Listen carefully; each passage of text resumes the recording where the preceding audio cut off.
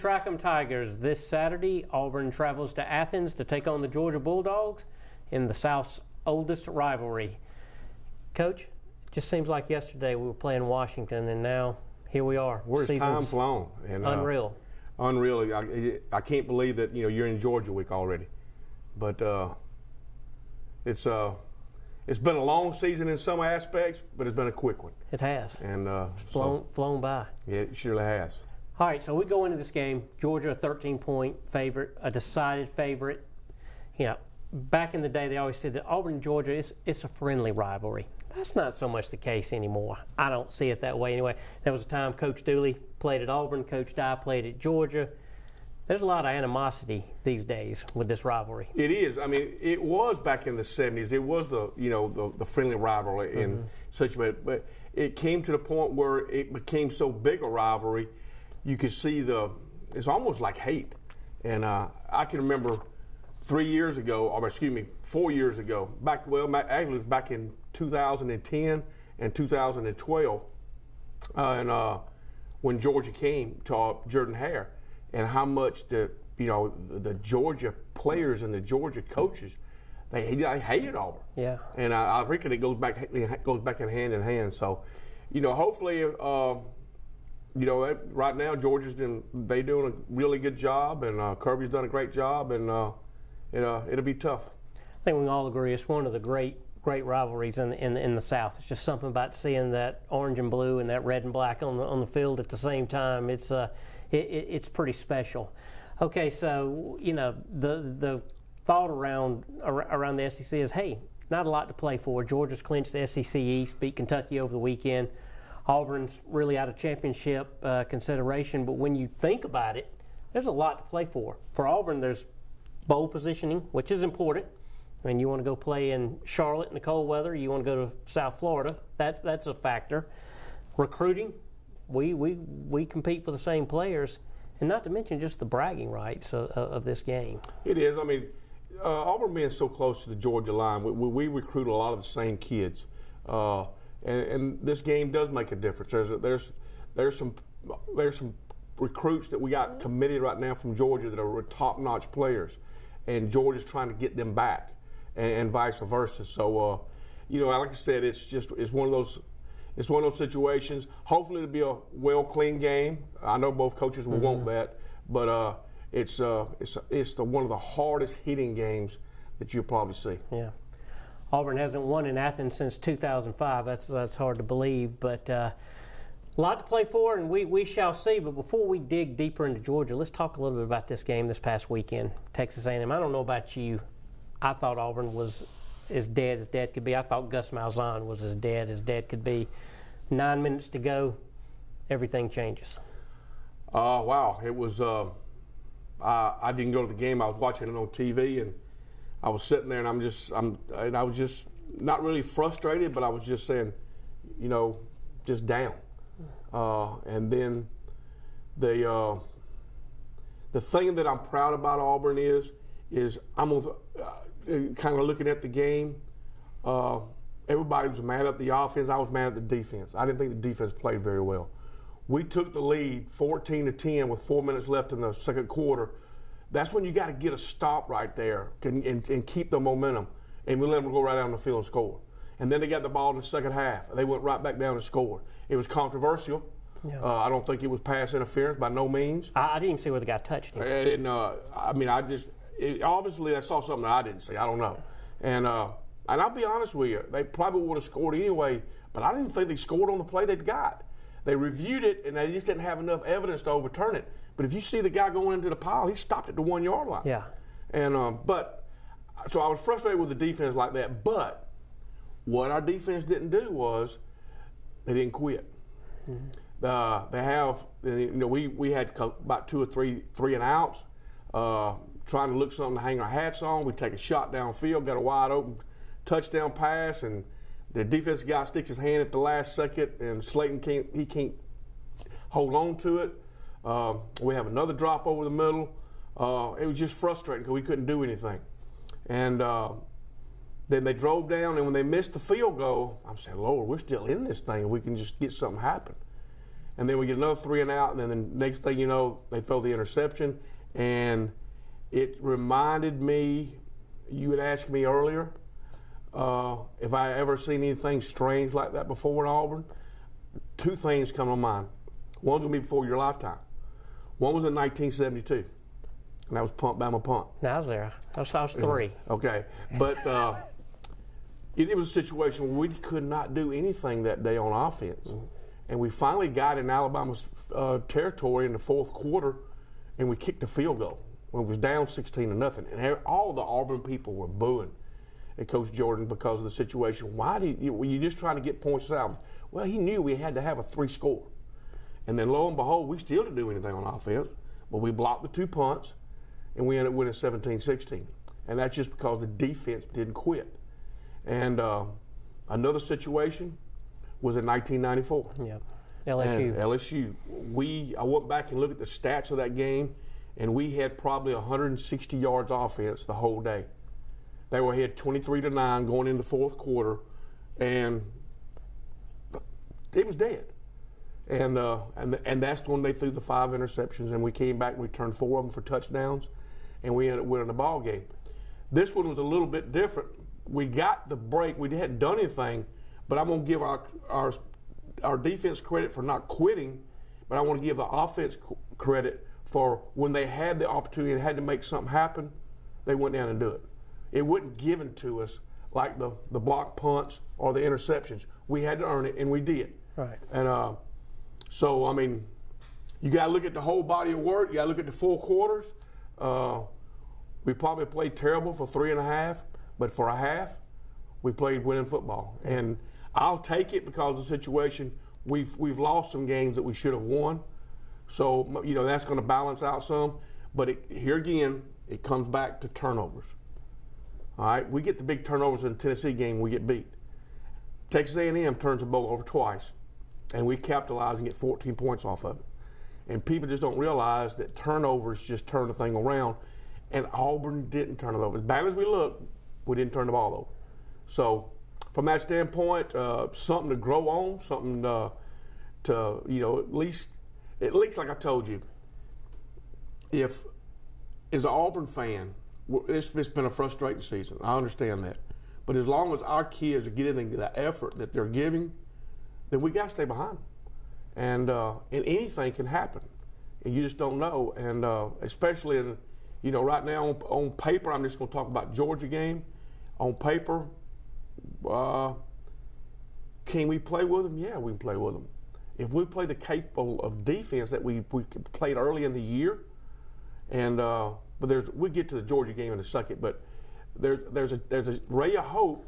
I don't know how much, but the main thing is these kids have not quit. Yeah, and I want to dig deeper into that when we come back from the break, because I want to talk to you about that. Where does the defense go from here? Clearly not the team that they were in September. I want to dig more into the offensive side of it when we come back. But before we go to break, I want to encourage you to get out and see our sponsor, Extreme Power Sports. Jason Dyer and his team over in Columbus, they can help you out. Hunting season, ATVs, motorcycles, anything you're looking for. Great group of people, good Auburn people. Check them out. We'll be back in just a minute. She's ready. Extreme Power Sports' very own Polaris RZR Skylifter XP 1000, Trinity exhaust, Power Commander, 6-inch portals, RZR 3 to 5-inch lift, MSA 20-inch wheels wrapped with 35-inch BKTs, deluxe audio roof, LED light bar, Mud Park ready. We are ready to finance you on this Skylifter right now. Come check out all our off-road machines today at Extreme Power Sports. And welcome back into Track 'em Tigers. Coach, let's talk again about defense. You talked about the struggle Saturday. They seem to be something of a shell of themselves of what we saw back in September. Not that they're playing horrible, but they're just giving up some inopportune plays at the wrong times. They are. I mean, it's like a couple times and we just got our misfits and our gaps and so forth, and Texas A&M took advantage of it. I give Jimbo a lot of credit. I thought they had a good game plan of just running the Mon kid just enough to keep us honest, throwing the little short screen game, and we probably had as many missed tackles that we've had all year long, and that's not typical. of Auburn, especially after our open week. They're going to have to become like they were early in the year if we're going to have a chance. Because I mean, it's just be honest. We're going to have to win with defense and special teams, and then we're going to have to hunt and peck and see what we can get on offense. But you know, this is a lot of the same players that played last year, and I watched that game in Auburn last year, and we dominated them. Yeah. I'm talking about we really embarrassed them, and we put pressure on Fromm. We shut the running game down. Probably played one of the lights-out games, and everybody talks about, well, you got beat in the championship game, you got out-coached. No, we didn't get out-coached. We were physically beat up to death. Yeah. After playing Georgia and after playing Alabama, we didn't have anybody healthy. Nothing left in the tank. And to do that, I think that's one of the reasons that you've seen our athletic director Green. He's talking about trying to move the Georgia game to where Auburn don't have to play them in back to back or back Yeah. to it's not back to back. There's a week in between, Right. but as far as they two got to do games, something. and but it's not fair to Auburn. I mean, you got the best team in the West, you got the best team in the East, and you got both of them. And nothing, Jay, that I'd like to change. You probably won't right now. I think I said it'd be 2025 for it to happen. But I like to see them alternating years, home and away. Yes. And it's not good to have both games away, both games at home. And Right. money-wise, from a season ticket holder, that's the marquee game. And you'd have it every year because you'd have Alabama one year and then Georgia next. Yeah, from an economic standpoint, they'll tell you that ticket sales drop off on those years when Georgia and Alabama are not on the home schedule. Correct. Yeah, And, so we're seeing that every other year. So that would balance that out. And then, it wouldn't hurt my feelings if we moved the Georgia game to the early part of the season. Yeah, And but you got to play with the hand you dealt that's right. and go with Still it. going to Athens Saturday, aren't we? But and I expect. I hope our defense. Our defensive front, I didn't think played good in the first quarter. I didn't think our linebackers played good in the second quarter and early of the third. But it's like when they missed the field goal, they kept hanging in there and kept hanging in there. And then Noah gets the big interception, and that's what we got. That's what we're gonna have to do. All right. I've been excited to ask you this all week. You alluded to it a minute ago. First 51 minutes of the game, that may have been the worst offensive performance I've seen in years, at least back to 2012. And I don't know that we didn't have, if that wasn't worse. Stidham comes in, final two drives, throws for 125 yards. Boobie Whitlow, he's hurt. I mean, we can't expect him to be much better this week. A week's not going to change a whole lot of things. Do you go Big 12? Do you go air raid? Do you throw the thing out, throw the ball, do you air it out and see what happens? How do you attack Georgia? I've thought a lot about that and read the article by Philip Marshall. And if we want to give ourselves a chance to win, yes, we need to.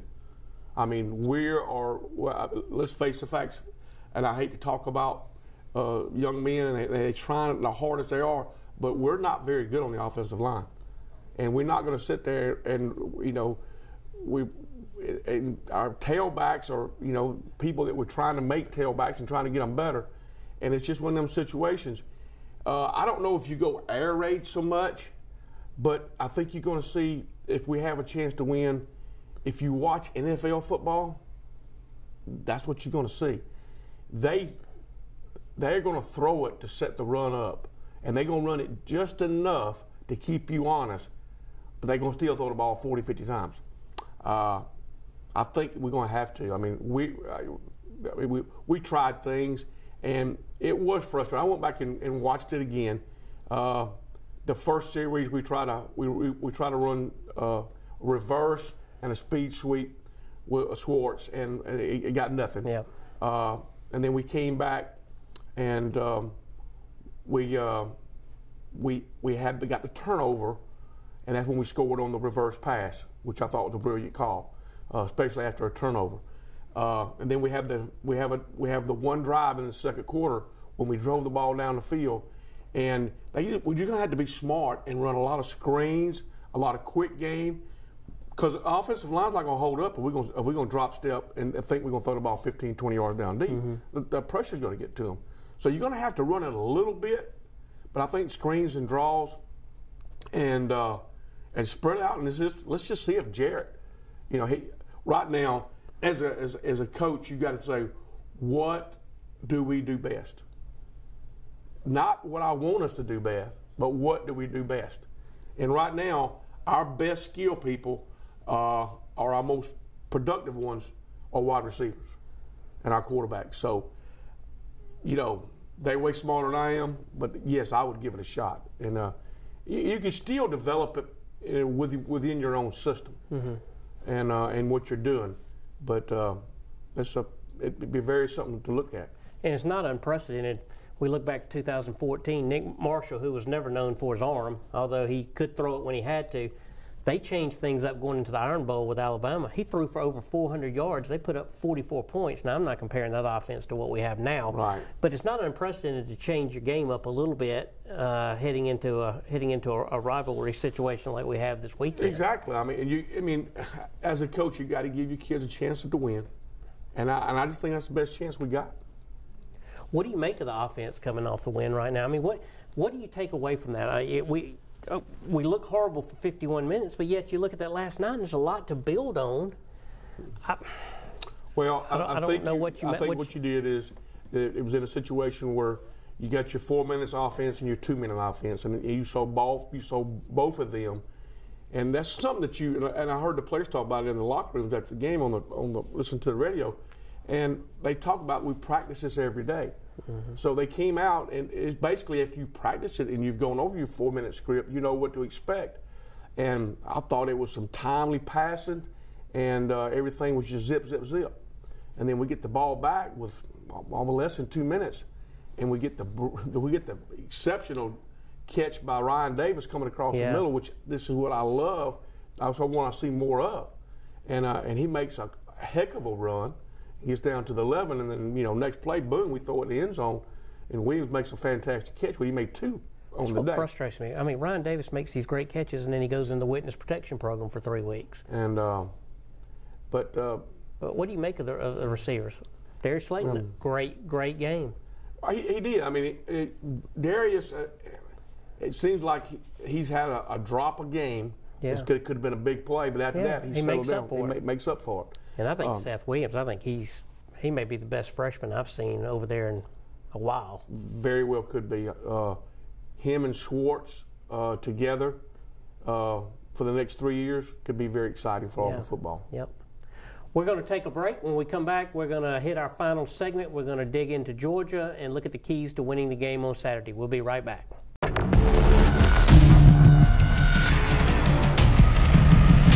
Razor XP has earned its place as the world's best-selling performance side-by-side. Now, the off-road's most successful Predator looks even hungrier. For 2019, Razor XPs are cut more aggressively. The chiseled muscular style, premium digital instruments, and wicked LED accents all hint at the heart of the animal within. Choose a Ride Command edition with off-road worthy touchscreen that puts total control at your fingertips. Or grab a Dynamics edition and discover the terrain-dominating power of smart suspension. Extreme performance has never looked so good. Build your XP at PolarisRazor.com. And welcome back in. Coach, let's talk about Gus Malzahn. Like I said at the beginning of the broadcast, I thought that guy was cooked midway through the third quarter, heading into the fourth quarter. Where does he stand right now? They're still beating, the drum beats are still there. He's more than likely going to have 7 wins outside of a collapse. The complaint is, from what I'm reading and what I'm hearing and people I'm talking to on the inside, it's not so much what's happened on the field, which that's obviously a big part of it, but also there seems to be some personnel issues with the coaches as far as Malzahn not allowing the assistant coaches to do their job. That's the rumblings we're hearing anyway. I don't, you hear that. I don't know how much truth to that. Usually you don't see a coach that wants to be a dictator. and do everything. He's got to trust in the people that he's got. So I really don't know how much truth that is to that. But in saying that, he is the head coach. And in saying that, even though he developed a plan, you think if Nick Saban wants to do something, he's not going to do it? Yeah. He has the right. Right. And Gus has the same right. It's his team. And for somebody to tell him, this or that or whatever, no, you can't do that. You can't live on that thing. But from that situation, that'd be hard for me to believe. But anything, it could be. Yeah. From the outside looking in, I know people probably think Auburn's crazy. I mean, this is a guy that beat Georgia and Alabama last year, had them in playoff contention through most of the year. You come back out, you go through this year, but they're still talking personnel changes. Chip Lindsey, do you see him coming back next year? I don't know. It's very interesting. Being an ex-coach, I don't like to see anybody get fired. No. Or at that point, it's a camaraderie as when you're coaches that you kind of stick together. There'll be some changes, and there's no doubt about it. And what changes to what extent they go to, I don't know. I earlier said this on a couple of shows back. Coach Dye had to do this. He brought his first staff in, and it was his folks, and then he had to make some changes. Yeah. Tommy Tuberville, he had to do the same thing. Yeah. So, I mean, it's inevitable that change is going to happen. In some aspects, they, and people are going to think I'm crazy for saying this, but, we won 7 ball games, and we had a chance to win the other games. And with that offensive line, you might want to give yourself credit. Because we're not very good up front, and we faced some dominant fronts, and we've had to try to piece and meal and just do what we can, and because we just not have been able to run the football, and it's going to be tough against Georgia. It's going to be tough against Liberty. I mean, to the point, and they beat Troy, and I remember that all the time. Yeah. And I say to myself, wow, but This everybody's talking about that people have catched up to his offense. It's personnel. If Kerryon Johnson don't go to the pros early, okay, if we don't have a couple of injuries on the offensive line, and then maybe it did a better job in recruiting, for some linemen. It's just a tough time right now, but these things can be corrected, and it's just a matter of. Hopefully the Auburn people are patient enough to do that. But if they're not, then, so be it. I know coaches don't like what-ifs because every time I ask you a what-if, I see you bristle, but I'm going to ask it anyway. Chip Lindsey, say he does leave. What do you think about the rumor going around about Hugh Freeze? Be interesting. I don't know Coach Freeze personally, but I do know he's an excellent football coach. I can tell you one thing. Nick Saban tried to hire him last year. Yeah. And the SEC commissioner stopped it. And they're saying now because, and this is the catch, they said as long as Ole Miss is on any kind of probation, that he shouldn't be allowed to coach in the SEC. Well, they go off the TV ban and the bowl ban, not the TV, that's usually the bowl ban this year, but their scholarships are still reduced till 2020. Yeah. So will they allow it? Will they allow it? I don't know. Yeah. But I do know that. Malzahn and Freeze are very, very good very friends. close.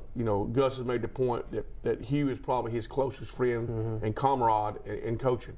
So I can see that mix, and but I just don't know if it's feasible or not. Yeah, yeah. All right, let's turn our attention to Georgia now.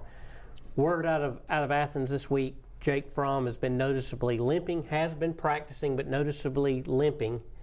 Thoughts on that? It's not like they don't have another quarterback. I hadn't heard that. I mean, to be Auburn's luck, his ankle will be messed up. The Fields kid to come in and be an All-American, and Georgia have all this controversy who needs to play quarterback. That's just like we do that at all. Look, we're going to have to win the Georgia game up front. Okay, we are going to have to be able to stop their running game. If you stop Georgia's running game, you stop Georgia. Yes, Fromm can throw the football. He's effective when he can play action and get to the tight ends and the crossing routes and so forth. But as far as just setting back, if they get down in points like they did in the LSU game, they're not as good. Mm-hmm. Now, the scary thing is it looks like both these running backs are getting healthy. And I saw Swift make a run the other day that was unbelievable. And he made a cut and just broke the defensive back's ankles and never slowed down and made another cut. Kind of reminded me of the play in the SEC Championship when he broke our back. Mm-hmm. And but he's scary. Holyfield is playing really, really good right now. And what's surprising is Georgia's offensive line has got some injuries. But to run that well against Kentucky. In fact, their center may not go this weekend. But if we can go back and put the kind of heat on them that we did last year and stop the run and make them be, one-sided, one-handed, if you want to say that, then we'll have a chance. Yeah. What's scary is they look completely different from the team that went down to Baton Rouge and lost earlier this year. I mean, they have really winning in Lexington. I mean, that wasn't easy Saturday. That was their game of the century up there. It was, and they went in there and controlled it. Well, the thing is Georgia got embarrassed. They came back and had an open week, and they went back to some fundamentals. And Kirby just said, we got to be a more physical football team. And so from that standpoint, they got really, really physical against Florida, and then they did the same thing against Kentucky. Now, if you're an Auburn fan, can they bring it 3 weeks in a row? That's what you're thinking. If they can, it could be a long day for Auburn. Yeah. This is one of those games, Jay, that I would stay away from the betting because it could be an old slobber knocker, low-scoring game, or it could get out of hand real quick. Yeah. And you just don't know. But that was my next question I wanted to ask you. You've played in a lot of rivalry games. How much does it mean to play in a rivalry game after the first few snaps? Nothing. I mean, you got all this hype and everything, but once the game starts, you're playing a different jersey. Mm-hmm. I mean, it's going to still be there to that point. But I mean, if you're thinking, if that's in your mind and not your assignments, you're going to be in trouble. Yeah. Saying, you can throw out the record books when two rivals get together. Well, a lot of times you're just throwing out a good book. Exactly, because we're usually a good rivalry, so you can throw the record books out. No, usually the favorite team's going to win. Yeah. In most cases, and Georgia's favored. Mm-hmm. And but just as Auburn has got to hope that if they go in there, and I'll just say this: Auburn's going to have to play the best game they played all year long, and Georgia's going to probably have to play a notch below. Yeah. If that happens, then we got a chance. But if they play the best and we play the best, it could be a long day. Yeah. Should be a lot of fun. The Deep South's oldest rivalry this Saturday night at 7 p.m. You can watch it here on ESPN. Everybody have a good week, and we'll see you next Thursday. War Eagle.